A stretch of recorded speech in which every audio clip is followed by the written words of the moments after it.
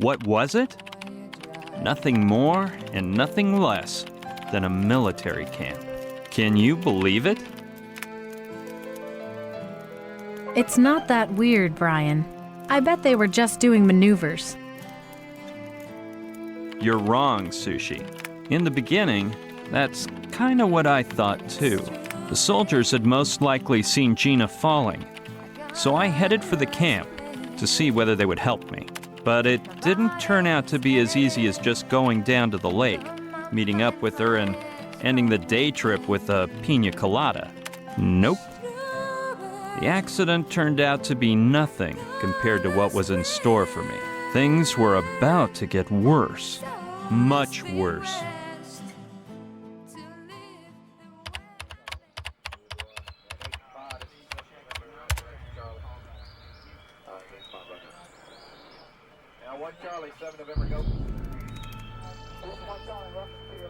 Well, here I am at last. I never thought I'd make it. I hoped the hike was worth it, and those soldiers know something about Gina. Freeze! Hands behind your head! But I said hands up, mister! Okay. Got it. All right, man, keep it cool. Listen, pal, it's nothing personal, but you can never be too careful. This is not necessary. I'm unarmed. I just wanted to ask if you guys saw a girl fall into the lake this morning. How would I know? All girl stuff is part of the Colonel's privileges. Yo, get over here!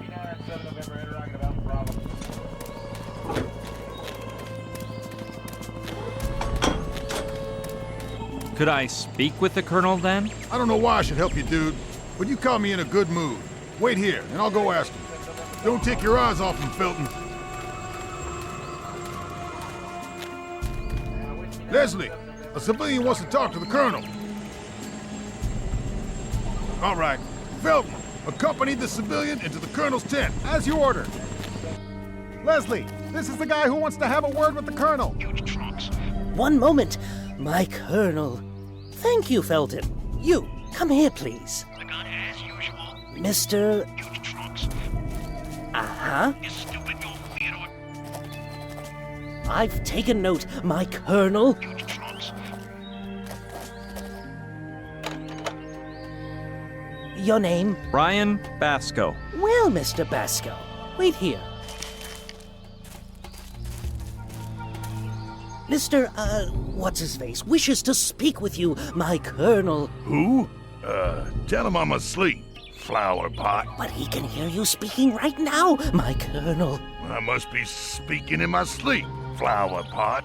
No, Daddy, you're more of the snoring type. Flower pot, that memory of yours is worse than a senile old general's. Get it through that thick skull of yours that there are no mommies or daddies in the army. Get over here a minute. I need to explain something. And pull those shirt tails out of your pants. You look like a mama's boy. Look here, Lester. Why do you think I call you Flower Pot? To belittle you? No. It's such an outlandish surname that nobody will suspect it's fake. If the troops knew I sired a dim-witted boob like you, they'd lose their confidence in me, and I'd be shafted. You get it, son?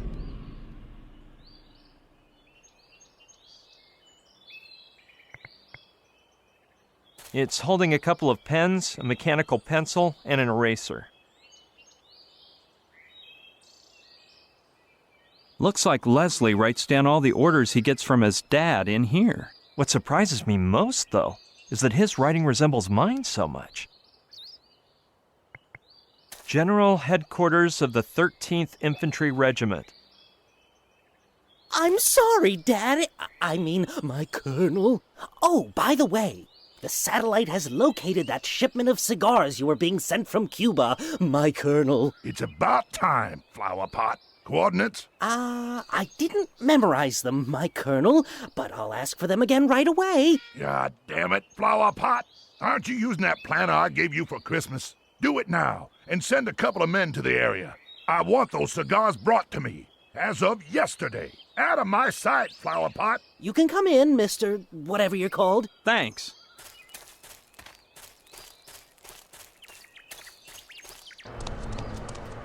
Well then, Good morning. My name is... is that what you came to tell me, civilian? Or did you have something interesting to say? Well, I'd like to ask you about... Negative. I'm the one asking questions here. Yeah, but I was just wondering whether... What do you think this is? A Q&A in the Pentagon press room? I'm warning you, nobody interrogates me. It's really just a quick... Look here, civvy boy. Are you dumb or am I explaining this all wrong? If you ask me one more question, you're gonna spend the next 15 days in my refrigerator. Got that? In the refrigerator? Well, if you give me a baseball to toss around... Okay then. Now answer this. What in Sam Hill are you doing on my island?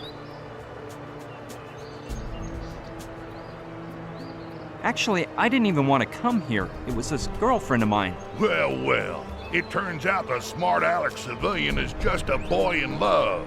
Son, if you were a soldier, no woman would be playing around with you.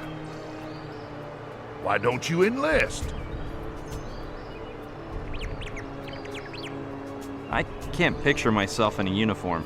Green doesn't go with my skin tone, and helmets give me a headache. So this is what goddamn civil society has made us sink to? You keep in mind, boy, that I only tolerate 3 kinds of civilians. Women, kids, and the crippled. The rest of y'all should be under military command, killing for your homeland and dying in combat. But those dang politicians and scientists back in D.C. are all fooled with their welfare state, human rights, and atomic weaponry systems. They're trying to do away with the real army and values that make men men. It sounds truly exciting, but I don't want to have to kill anyone. So you're that kind of folks. You say that because you never tried. But once you acquire a taste for it, you get killed to try again. Enlist? Me? Do I look like a fool? What kind of sissy are you, boy? When the winds of change blow through, and they will, you're gonna have to fight. Then I'd like to see what you use your pretty face for. I told you, I won't tolerate the 3rd degree. So answer me or suffer the consequences. I don't know. I've never held a weapon. Hey, where'd you go to grammar school, boy? Didn't you get an education? Man, that's not what I meant. I must have wigged out. Oh, yeah? What do you mean, then? I had no idea this island belonged to you. It must have cost you a small fortune. I say it's mine because I'm in charge here. Didn't anyone tell you martial law has been imposed on Mala Island? Why are we under martial law? Because that way I'm not obliged to answer questions from imbecile civilians like yourself. And even less so when they're about unauthorized topics. No way. I didn't know we were at war. Well, we aren't, unfortunately. You know how much I miss the old days back in Nam? You must be the only person alive who misses a lost war. I should have kicked the bucket in that war, you know. They riddled me with bullets, so I knelt down and raised my arms for a more photogenic demise. And then some bird brain came along, threw me on his back, and saved me. So here I am, on a 2-bit island with no way to die heroically. There have been others since Vietnam. You must have been in some later conflict. All of them. Even a few you ain't never heard of.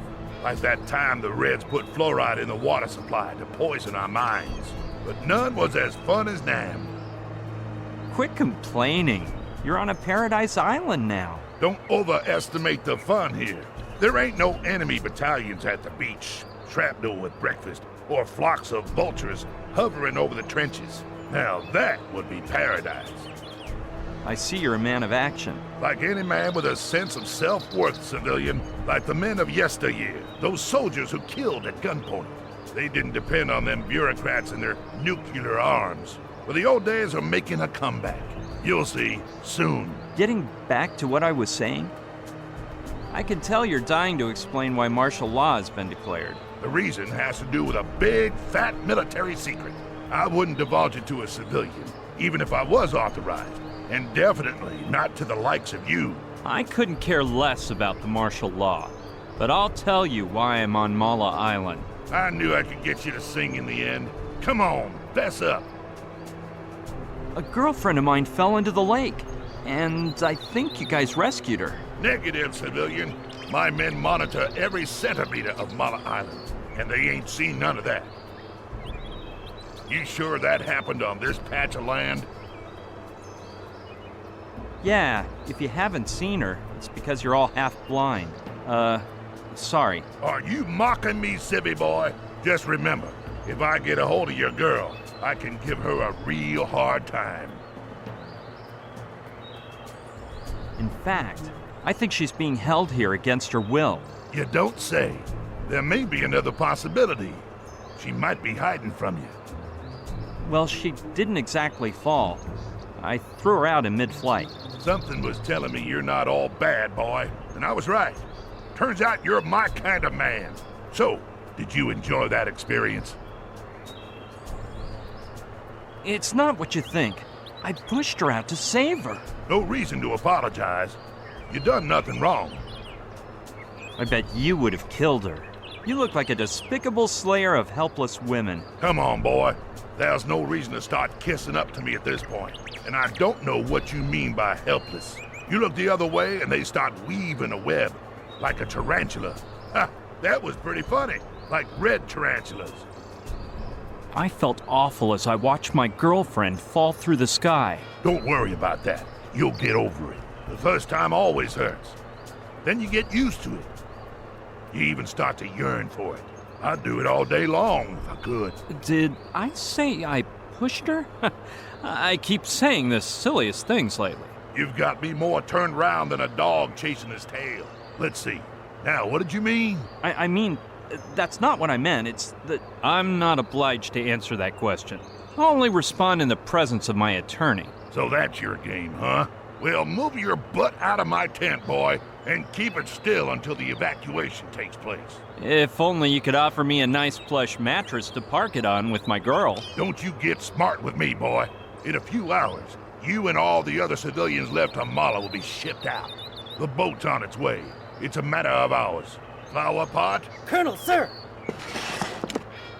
Escort the civilian to the door. And if he makes any funny moves, kill him.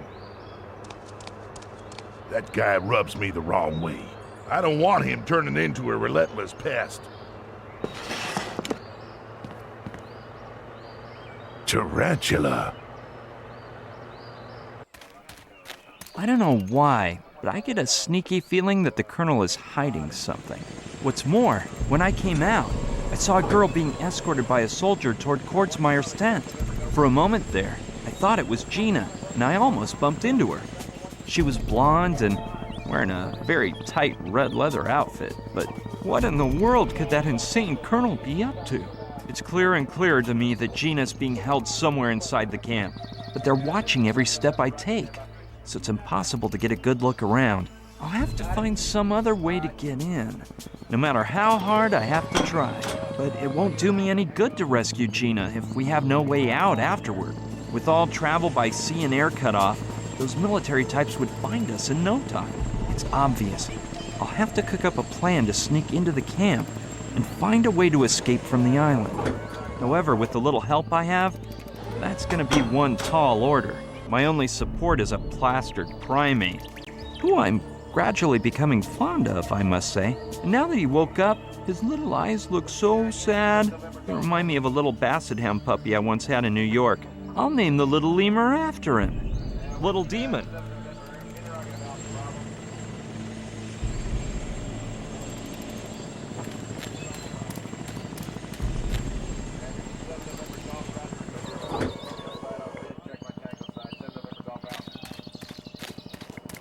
I'll go see what I find.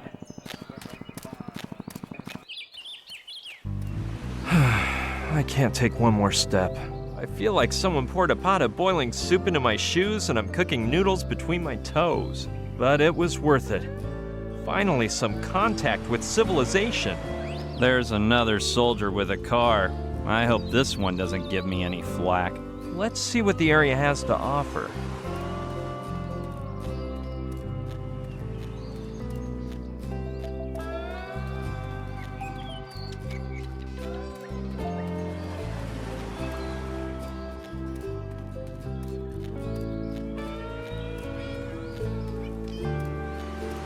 Eureka! A bar!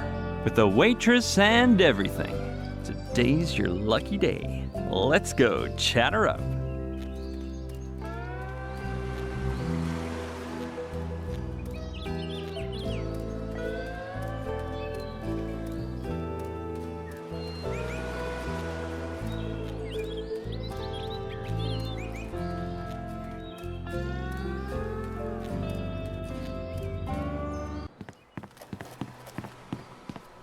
Hi there.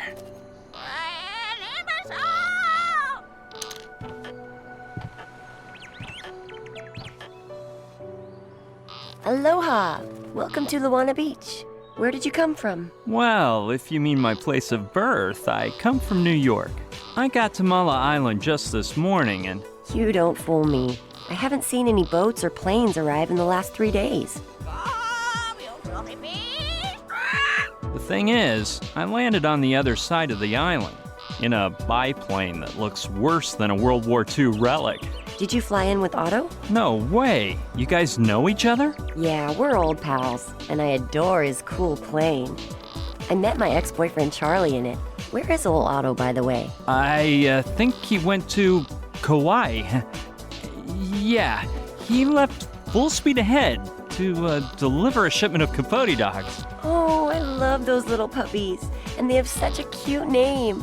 Mine is Lokelani, stranger, which means heavenly rose. Nice to meet you, Lokelani. I'm Brian. Oh, crap. You have the same name as my moron of an ex-boyfriend.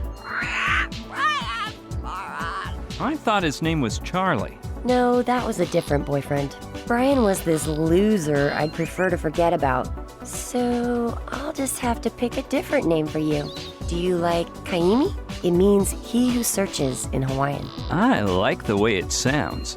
And if you knew me better, you'd realize it suits me to a T.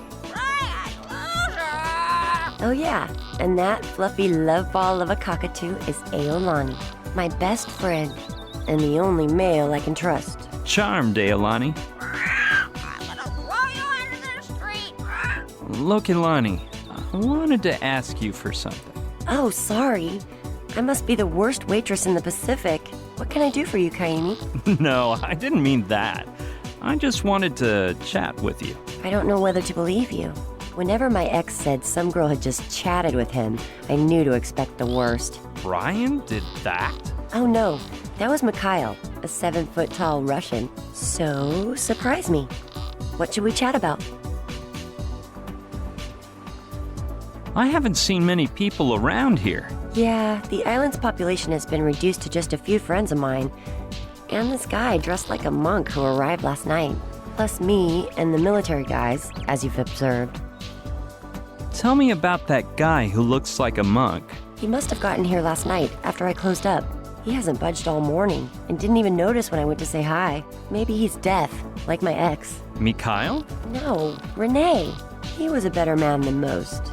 He was deaf as a doorknob, but he could listen so much better than the average male. Why didn't they evacuate you and your friends? They let me stay a few days longer. Colonel's orders. I don't know why, though. And my two friends stayed because Knife took Kai for a ride in his motorboat, so the military guys didn't find them till they got back. Talk to me about your friend Kai. The poor thing lost his leg to a shark, but he's still the best surfer Mala Island has ever seen. And he comes from a long line of amazing witch doctors. His grandfather, the last kahuna in the family saga, even had his own TV show. Tell me about Knife. He goes for the heart-stopping excitement, but he's fickle. Every once in a while, he gets obsessed with a new hobby. Right now, it's surfing, and that's all he thinks about. Lately, the waves around here have been smaller than in a kiddie pool, so he spends the day island hopping in his speedboat in search of killer waves. Oh, and then there's Koala, his son, but you'd better just meet him for yourself. Where can I find your friends? They live together at Alawala Cove. If you want to meet them, just follow the highway toward the northeast, and you'll come across their hut. I recommend it as a day trip. It's a lovely spot. Some people think Tiki Temple ruins are prettier, but since they're in the militarized zone, visits are out of the question. Do you get along with the military guys here on the island? That first night, they all came here to get sloshed. But then I think the colonel forbid them to return. Now he comes alone. When did they get here? About 3 days ago. They evacuated everyone, declared a state of emergency, and set up camp at the Tiki Temple ruins. Rumor has it there was some deadly virus running rampant, but I think the soldiers are being paid off by real estate speculators. They'll end up developing the island into a huge golf course for bored old moneybags, like my ex. Are you talking about Charlie? No, I meant Renako, an African millionaire who had petroleum coming out of his diamond-studded ears. Do you know the man in charge of the troops? The colonel? Yeah, he looks a lot like my ex, but with half the looks and twice the wrinkles. And he doesn't have that hot criminal look, of course. Your ex-boyfriend, Brian? No, Milo, a kid from Central Europe or somewhere around there. I didn't know you liked older men. It's not that I have anything for them. The only difference is on the surface, really. Inside, all men are equally childish, no matter what their age. But don't worry, most of us women like children. After talking with him, it sounds like you got him sailing the Love Boat. Love boat? Well, he can batten down the hatches and lower his mast, because there's no way I'm riding his love vessel. Plus, I can't stand tobacco smoke, and last night he came here smoking this big fat stogie. It gave off a hideous stench. I don't like talking about that guy. Don't look at me. You're the one who brought him up. Military men bore me. I'm changing the subject. Well, my ex-boyfriend was a military thug, and he really made me laugh. Mikhail? No, Tiru, a hilarious sergeant from India. I suppose you didn't hear any of those soldiers mention a girlfriend of mine who fell into the lake. Well, well, a girl. And here I was thinking you didn't have a girlfriend. No, she isn't my girlfriend. You sure? Look straight into my eyes and tell me she's not your girlfriend. Into my eyes, Kaini. A little bit higher. Higher. There. She's my cousin. You lie worse than my ex. Charlie? No, Lopati. A gorgeous Polynesian hunk. She is not my girlfriend. Well, that's just too bad for her, isn't it? You're a bit of a liar, but an adorable one. You're wrong. My friend is really a soccer ball, necessary on any worthwhile desert island. Men, the only time they don't think about balls is when they're playing with them. Hey, look! It's a cockatoo impaled on a stake. Talk about getting off topic. Let's talk about something else. All right, if that's the best you can come up with. It doesn't seem like you have much work. Well, before the military got here, my boss didn't give me a moment of tropical island peace. Wait on the bar, go down to the storeroom, clean up the photo stand, shoo those lemurs off the bucking bronco, put on a skimpier outfit. Sounds like you have a great boss. Huh. If only you knew. Once I thought it might be nice to set out some trays of fresh coconut, and he said, "I don't pay you to think." If I get so bold as to give a free drink to a customer, he threatens to fire me, because he's the biggest skinflint in the Pacific. And on top of that, when the soldiers came, he ran off like a sissy, but told me that if I closed up shop, he'd fire me.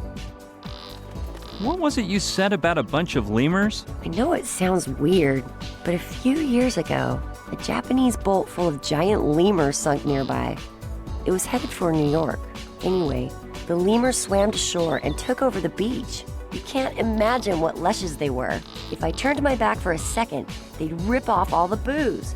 They were bombed day and night, destroying everything they got their little prehensile paws on, until we managed to run them into the jungle on the other side of the island. Well, I suppose this bar isn't exactly the workplace of your dreams, is it? Don't be so sure. I've had worse jobs. I even worked in Hollywood as a makeup artist. It sounds all glamorous at first, but when you have to turn 3,000 midgets into extraterrestrials, all the glitz and bling bling starts to fade. So, how did you manage to find work in Hollywood? You know, the same way everyone gets a break in the movie world. Maybe you should save it for another time. There may be minors reading this. What a dirty little mind you have. I got my break thanks to my mom, who was a makeup artist. She would take me to film shoots before I learned to walk. Oh, doing movie makeup must be a hard job. Not really. Maybe it used to be. But ever since they came out with Grease Paint Pro, you can make your grandma look like a star, as the slogan says. What is that Grease Paint Pro thing? It's the computer software we movie makeup artists use. You can scan a picture of the character you want to create, another of the person you're making over, and in a few seconds it gives you a range of makeup options. Along with the list of the products you'll need, the features you should accentuate or cover up. To put it simply, it's a very expensive wonder program that only big production companies can afford. But with Grease Paint Pro alone, it's not enough, is it? I bet it's useless without your talent. They're all essential. The computer, the talent, the scanner, the printer, and of course, the makeup products. I don't mean to brag, but I have them all. The great thing about having a computer geek as a boyfriend is that he can set up a home machine for you that's better than the ones most professionals use. I don't mean to butt into your business, but are you talking about Mikhail? No, Koji-san, this guy from Tokyo. What were we chatting about? All you men are the same. You're so busy looking at our cleavage, you can't pay attention to what we're saying. So it makes no difference. We can talk about whatever you wish. Did you work on any famous films? I wouldn't know. I never go to the movies. I mainly worked in horror movies until I met this director. We started going out, and he hired me to do 3 movies all at the same time. You don't say. I bet his name was Andy. Or maybe it was Larry. You're a really bad guesser. Anyway, his name was Peter. He made films in Australia, or did something down under. You don't look like a makeup artist. Or a waitress, for that matter. I'm not sure if I want to know what you see me as. I'm gonna take a stroll. See ya later on. See you around.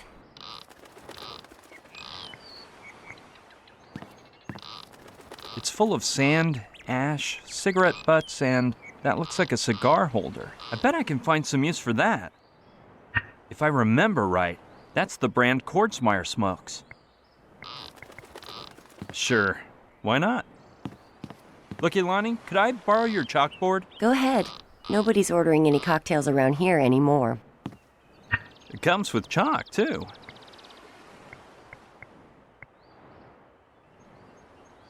The truth is, I do feel like having a drink, though this isn't a good time.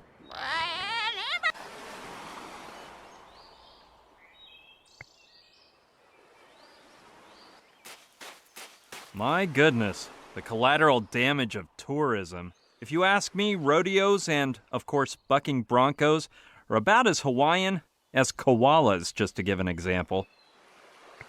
It's not exactly in tip-top shape, but I guess it might pass a safety inspection, if the inspector survived, that is.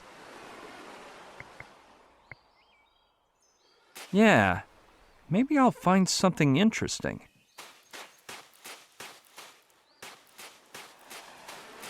Or maybe something dangerous. What a mess!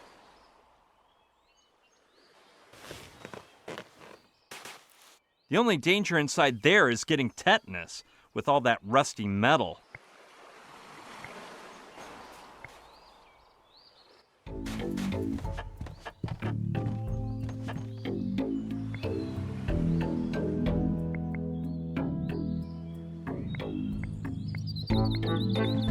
It looks like it's made of steel.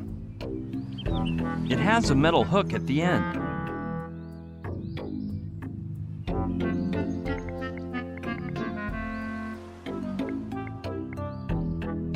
Okay, it could be handy.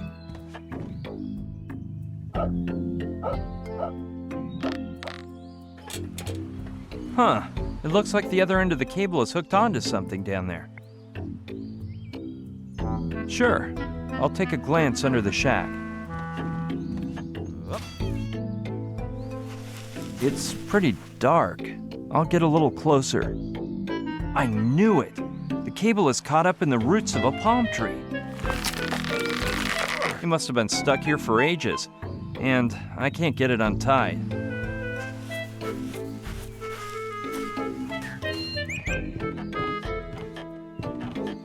I don't know what this darn cable is for, but it's sure stuck tight. He looks like a character from The Name of the Rose. Hello, nice man. Hello? Yoo-hoo! Nothing. Either this guy's deaf or he's on a real trip. I hope he sees lots of planets on the way. Oh, look! He moves and everything. Did that mean yes? Hi, my name is Brian. Nice to meet you. I guess he can only nod to express the idea of yes. Man, how innovative. Do you know any other tricks? Wow, he can shake his head to say no, too. You didn't happen to see a girl fall out of the sky lately, did you? Maybe a monk isn't the person to ask about a woman, so I'll rephrase the question. Have you seen a man with no hair on his face fall out of the sky?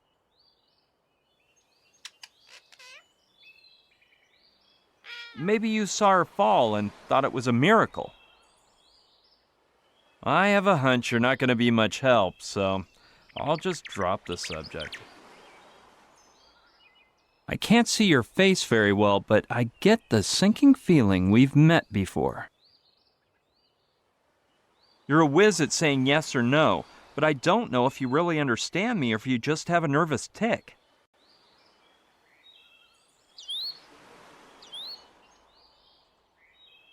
Did you stop nodding and shaking your head for some reason, or are you a member of a binary sect?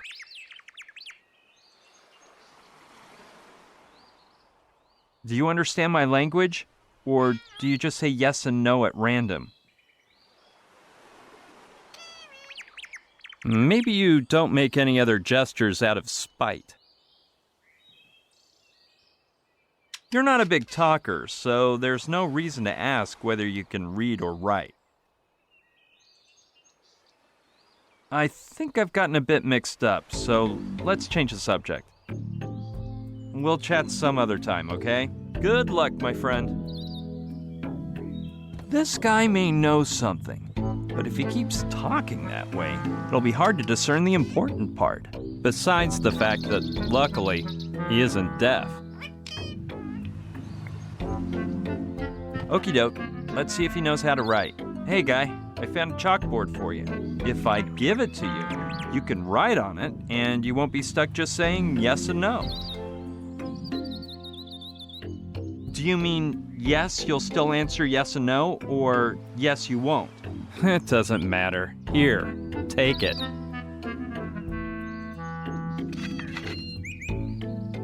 Thank you. You're welcome, man. You see, I wanted to ask you a few questions.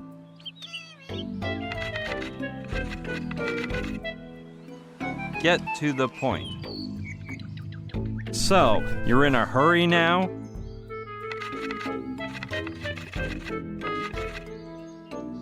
No, running out of chalk. A girlfriend of mine fell into the lake. Are you sure you haven't seen her? Very sure. What are you doing here?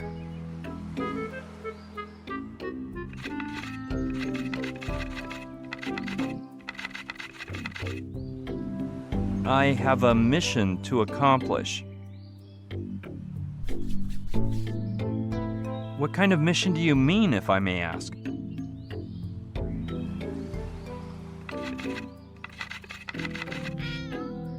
You may not. If you have a mission, then you're not a monk, you're a missionary.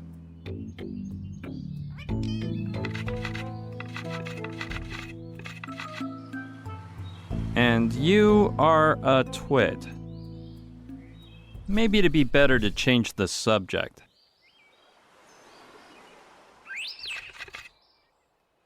Okay.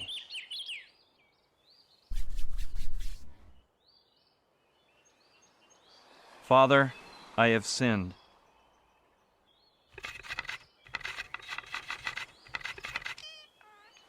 What are you telling me for? What a useless monk.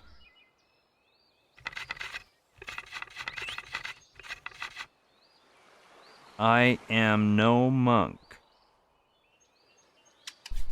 Are you mute or just pretending?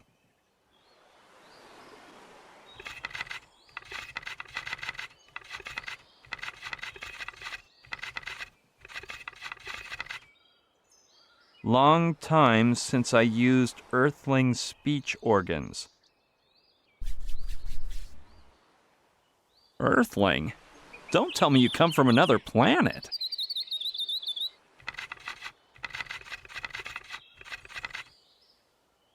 Chalk almost gone.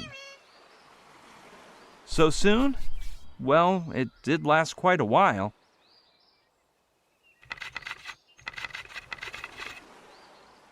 Low quality. Shoot, it ran out just when this was starting to get interesting. Anyway, man, if I find something else for you to write with, we'll continue this convo.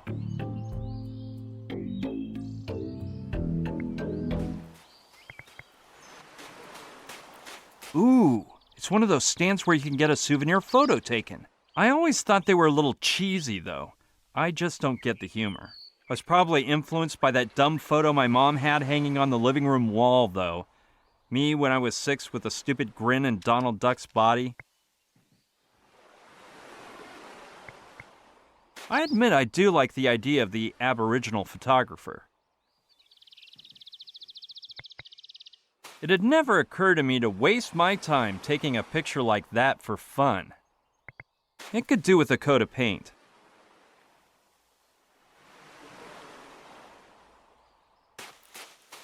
Ah, I've reached the heart of the beast. I mean, the place where you stick coins in and the photo pops out. Oh, the lights are turned off. That means the photo stand is either unplugged or, even worse, out of order. That's where the coins are inserted. With that weird shape, though, I bet it works with tokens instead of regular coins. 1. Insert $5 token into slot. Bills not accepted. 2. Place heads in face holes. 3. Remain totally still while photograph is taken. 4. Surfing photo will pop out in less than 1 minute.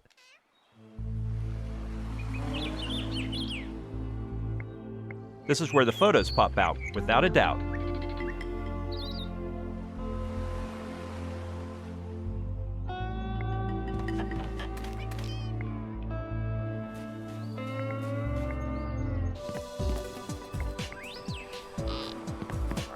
Look, Ilani, I wanted to ask you for something.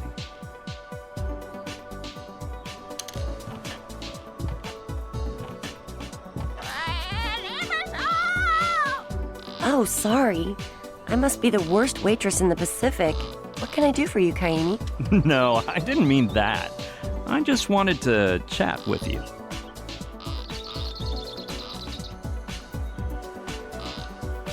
What do you know about that photo stand over there? Oh, it's just another money pit for tourists that my boss set up.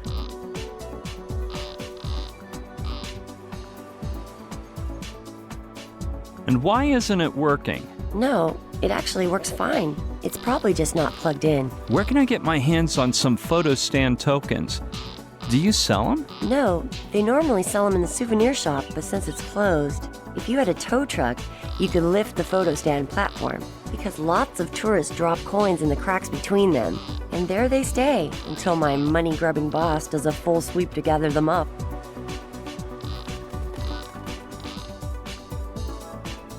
You know, I've never ridden a bucking bronco before. Well, unfortunately, you won't be riding this one either. It's been broken for a long time. I think the last guy to ride it was my ex. That was Brian, for sure. No, that was Georgios. He would saddle up and scream, "Hit it, Loki, this one's for you, baby." I would activate the button underneath the bar, and he'd buck back and forth until his perfect little behind was sore. Then I'd turn it off. When did that bucking bronco stop working? Let me calculate. Since Georgios returned to Greece, let's see. Georgios was the one before Atahualpa. Atahualpa came before Vincenzo. Vincenzo was right before Nanook. And a bit later there was Joao. Then Victor. Then Abbas. Wolf. Lars. Sean. Yeah, so I guess it was about 12 or 13 X's ago. Your ex was such a lummox that he busted the bucking bronco? No, but he came from an island where people jump onto bulls. He would hop on and start doing handstands and backflips. He said it was all a matter of balance and foresight, but it didn't seem that simple.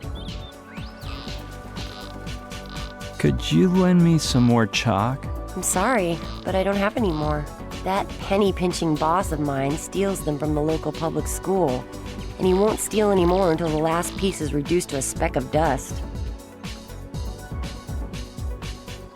I'm gonna take a stroll. See ya later on. See you around.